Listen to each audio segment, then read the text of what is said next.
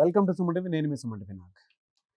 2026లో కనుక మనం చూసుకుంటే గవర్నమెంట్ జాబ్ సినారియో అనేది ఏ విధంగా మారబోతుంది, ఏ విధంగా ఉండబోతుంది? ఎందుకంటే టెక్నాలజీ మారుతూ వస్తుంది కదా! దానికి తగ్గట్టే అంటే యాక్యురసీ గానీ, లేదు అనంటే ఇంటెలిజెన్స్ కానీ మనం ఖచ్చితంగా బీయింగ్ ఎ హ్యూమన్ మార్చాల్సినటువంటి అవసరం ఉంటుంది. దానికి తగ్గట్టే ఎగ్జామ్స్ రాబోతున్నాయా? దానికి తగ్గట్టే నోటిఫికేషన్స్ ఉండబోతున్నాయా? ఏఐ టెక్నాలజీ వచ్చేసిన తర్వాత చాలా మార్పులు, చేర్పులు చూస్తున్నాం. అది గవర్నమెంట్ నోటిఫికేషన్స్‌లో కూడా ఉండేటువంటి అంటే దాని ఎఫెక్ట్, దాని తాలూకు ఇందులో కూడా ఉండేటువంటి అవకాశం ఉంటుందా అనేది ఈరోజు మనతో పాటు శ్రీధర్ సీసీ నుంచి శ్రీధర్ గారు ఉన్నారు. వారి మాటలు తెలుసుకుందాము. నమస్కారం సార్. నమస్తే అండి. సార్, టెక్నాలజీ రోజు కొద్ది అంటే సెకండ్ కొద్దీ మారుతూ వస్తూ ఉంది. మారుతున్న కాలానికి అనుగుణంగా మనం కూడా మార్చుకుంటూ వెళ్ళిపోతూ ఉండాలి, అప్డేట్ అవుతూ ఉండాలి. అందులో డౌటే లేదు. అయితే గవర్నమెంట్ కాంపిటేటివ్ ఎవరైతే అంటే ఈ కాంపిటేటివ్ ఎగ్జామ్స్ ఎవరైతే ప్రిపేర్ అవుతూ ఉంటారో గవర్నమెంట్ జాబ్స్ కోసం ప్రిపేర్ అవుతున్న స్టూడెంట్స్కి 2026 సెనారియో అసలు ఏ విధంగా ఉండబోతుంది? అంటే ఎగ్జామ్ ప్యాటర్న్ ఏ విధంగా ఉండబోతుంది? నోటిఫికేషన్స్ కూడా ఏ విధంగా ఉండేటువంటి అవకాశం ఉంటుంది? టెక్నాలజీ అనేది మ్యాండేటరీ అయిపోయింది కదా! ఈ రోల్ అనేది రాబోయే రోజుల్లో ఏ విధంగా ఉందంటారు అసలు? 2026లో అవకాశాల గురించి మాట్లాడుకుంటే ఆల్రెడీ రైల్వే ఎగ్జామ్స్ గురించి క్లారిటీ అయితే క్లియర్గా వచ్చేసిందండి. ఎలా అంటే 25లో రావాల్సినటువంటి నోటిఫికేషన్స్ మొత్తము కంప్లీట్గా వచ్చేసి ఉన్నాయి, ఒక్క నోటిఫికేషన్ తప్పించి. అంటే for example NTPC graduate notification వచ్చింది, అండర్ గ్రాడ్యుయేట్ వచ్చింది, ఏఎల్పి వచ్చింది, ఆర్పిఎఫ్ ఎస్ఐ వచ్చింది, ఆర్పిఎఫ్ కానిస్టేబుల్ వచ్చింది.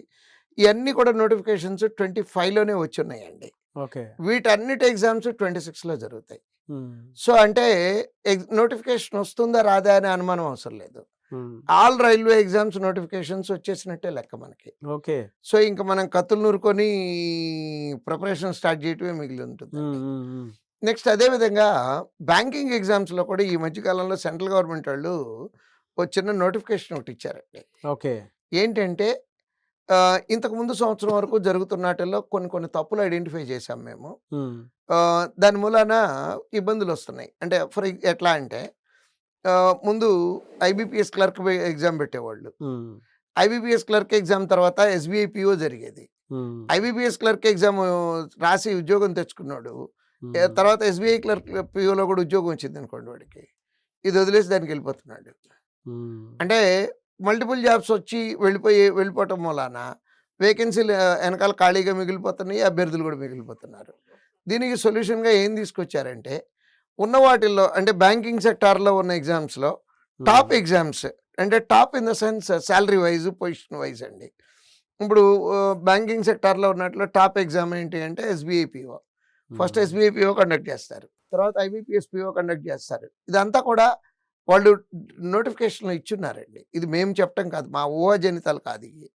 నెక్స్ట్ ఐబీపీఎస్ పిఓ తర్వాత ఎస్బీఐ క్లర్క్ అన్నారు, ఐబీపీఎస్ క్లర్క్ అన్నారు, ఆర్ఆర్బీ పిఓ అన్నారు. అంటే ఒక సిస్టమేటిక్ వేలో పేర్చినట్టుగా ఏ ఎగ్జామ్ తర్వాత ఏ ఎగ్జామ్ జరుగుతుంది అనేది క్లారిటీ ఇచ్చేసి ఉన్నారండి. ఓకే. సో కాకపోతే వాళ్ళు ఇవ్వని క్లారిటీ ఏంటంటే ఏ డేట్ని ఎగ్జామ్ జరుగుద్ది అనేది చెప్పలేదు, ఎన్ని వేకెన్సీలు వస్తుంది అనేది చెప్పలేదు. ఓకే. యాక్చువల్గా వేకెన్సీలు అందరూ వేకెన్సీలు ఎన్ని వస్తాయి అనే యాంగ్జైటీతో ఉంటారు. ఒక చిన్న మాట మాట్లాడుకుందాం అండి. మీరు కూడా కాంపిటేటివ్ ఎగ్జామ్ రాశారు, మీకు ఉద్యోగాలు ఎన్ని కావాలి? ఒకటే అండి. ఒకటే కదా. అవును. ఆ కెమెరామెన్ గారికి ఎన్ని ఉద్యోగాలు కావాలి? ఒకటే సార్. ఒకటే కదా. ఈ కెమెరామెన్కి ఎన్ని ఉద్యోగాలు కావాలి? సార్. అందరికీ ఒకటే కదండి కావాల్సింది. సో నోటిఫికేషన్ అంటూ వచ్చాక ఒక వేకెన్సీ ఉంటుంది కదా. అవును. లేకుండా ఉండదు కదా. Then why are looking at the second vacancy? మీకు ఎందుకు అది? సో నేను పిల్లలకి చెప్పే సలహా ఏంటంటేనండి, సార్ లాస్ట్ ఇయర్ 10,000 వచ్చినాయి సార్, ఈ ఇయర్ 4,000 వచ్చినాయి సార్. 4,000 వచ్చినాయి కదా, 4,000లో మీ ఉద్యోగం ఉంది కదా. Then why are looking at those 6,000? అంటే యాటిట్యూడ్, నెగిటివ్ యాటిట్యూడ్లోంచి పాజిటివ్ యాటిట్యూడ్. 4,000 వచ్చినాయి అనుకోండి, 10,000 వచ్చినాయి సార్ లాస్ట్ ఇయర్, ఈ ఇయర్ 4 వచ్చినాయి కాదు ఫెయిల్ అవ్వాల్సింది. సార్ 4,000 వచ్చినాయి. ఈ మాట నేను పిల్లల్ని అడిగితే నేను ఏం చేస్తాను, ఇప్పుడు ఎన్ని వేకెన్సీలు వచ్చినాయి అనుకున్నామండి? మీరు ఇంత క్యాలిక్యులేషన్లో 4,000 అన్నారు సార్. 4,000 కదండి, అంతే కదా. అదే క్వశ్చన్ నన్ను అడగరా, ఎన్ని వేకెన్సీలు వచ్చినాయి అనే క్వశ్చన్ నన్ను అడగరా. ఎన్ని వేకెన్సీస్ ఉన్నాయి సార్? 3,999 మనకు కావాల్సింది ఒకటి, అలా మిగిలింది. నా ఒకటి నాదండి, మీరందరూ మిగతా వాటి కోసం మీరు కొట్టుకొని చచ్చిపోండి. ఓకే. నా ఒకటి నాకు ఉంది, మీకు ఒకటి తక్కువ ఉంది. అది కాన్ఫిడెన్స్ ఉండాల్సింది కాంపిటేటివ్ ఎగ్జామ్ రాసేవాడికి. అంతే తప్పించి వేకెన్సీలు తగ్గినాయి. ఏం అవసరం అన్ని వేకెన్సీలు మీకు కావాల్సిన వేకెన్సీ. నెక్స్ట్ ఇంకోటి వేకెన్సీ ట్రెండ్ కూడా ఏమీ తగ్గదండి. ఆల్రెడీ ఎస్బీఐ వాళ్ళు చైర్మన్ గారు అనౌన్స్ చేశారు 16,000 వేకెన్సీస్ ఫిల్ చేస్తున్నామని. సో లాస్ట్ ఇయర్ ఫిల్ చేసింది 16,000, ఈ ఇయర్ 16,000 ఫిల్ చేస్తున్నాం అన్నారు. సో 2026లో బ్యాంకింగ్ సెక్టార్లో ఆపర్చునిటీలు గ్రాఫ్ అప్వర్డ్ స్లోపింగ్ కర్వే కానీ అది డౌన్వర్డ్ స్లోపింగ్ కర్వ్ కాదండి. సో ఇప్పటికి 2 సెక్టార్ల గురించి క్లారిటీ వచ్చేసింది. రైల్వే ఎగ్జామ్స్ ఏమో నోటిఫికేషన్ వచ్చేసి ఉన్నాయి, రాయాల్సిన ఎగ్జామ్స్. రాబోయే బ్యాంక్ ఎగ్జామ్స్ ఎలా ఉన్నాయి అనేది ఆల్రెడీ చెప్పారు.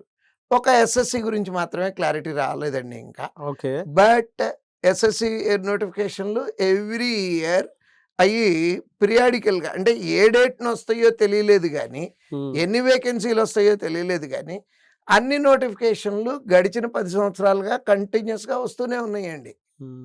అంటే మనం పబ్లిక్ సెక్టార్ తీసుకున్నా, public sector in the sense banking sector తీసుకున్నా, రైల్వే ఎగ్జామ్స్ తీసుకున్నా, ఎస్ఎస్సి తీసుకున్నా, అన్నిటికీ నోటిఫికేషన్లు లాస్ట్ ఇయర్ కన్నా ఒకటి ఎక్కువ వస్తాయే కానీ తక్కువ రావండి.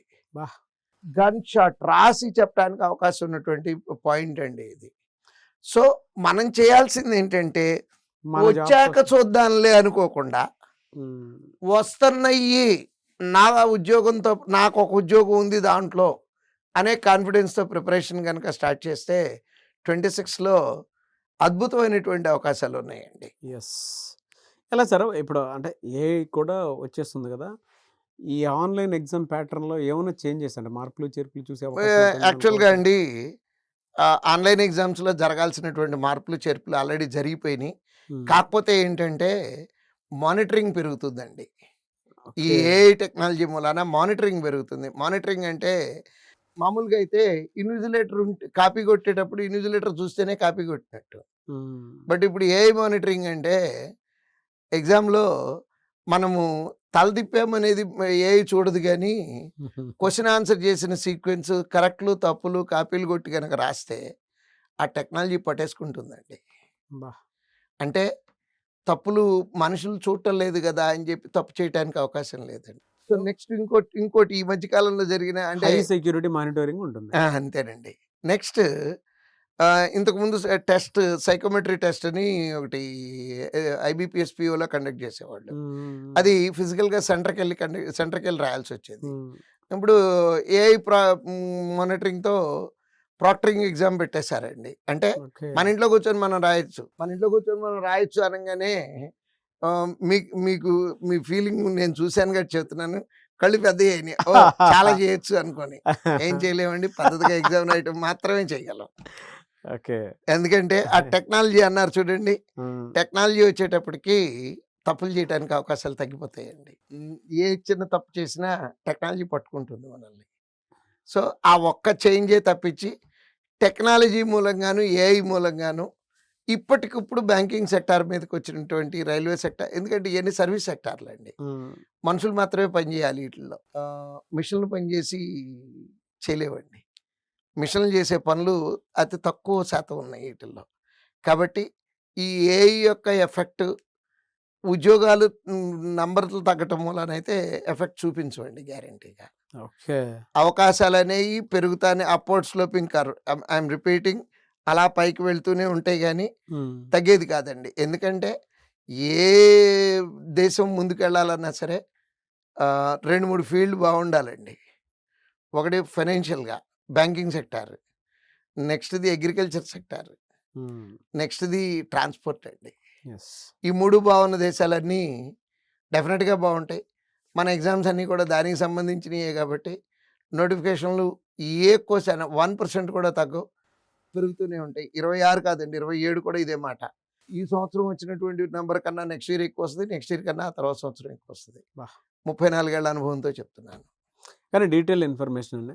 అంటే మీరు ఇందాక ఒక మాట అన్నారు, ఇంట్లో కూర్చొని కూడా రాసుకునేటువంటి అవకాశం ఉంది. బట్ అట్లని చెప్పి మీరు మాల్ ప్రాక్టీస్ చేస్తాను అని అంటే మాత్రం టెక్నాలజీ దానికి రెడీగా లేదు. మానిటరింగ్ అనేది from each and every corner which is happening అని చెప్పేసి అన్నారు. Good sir. Anyway sir, thank you అండి. Thank you so much for the clarity. Thank you.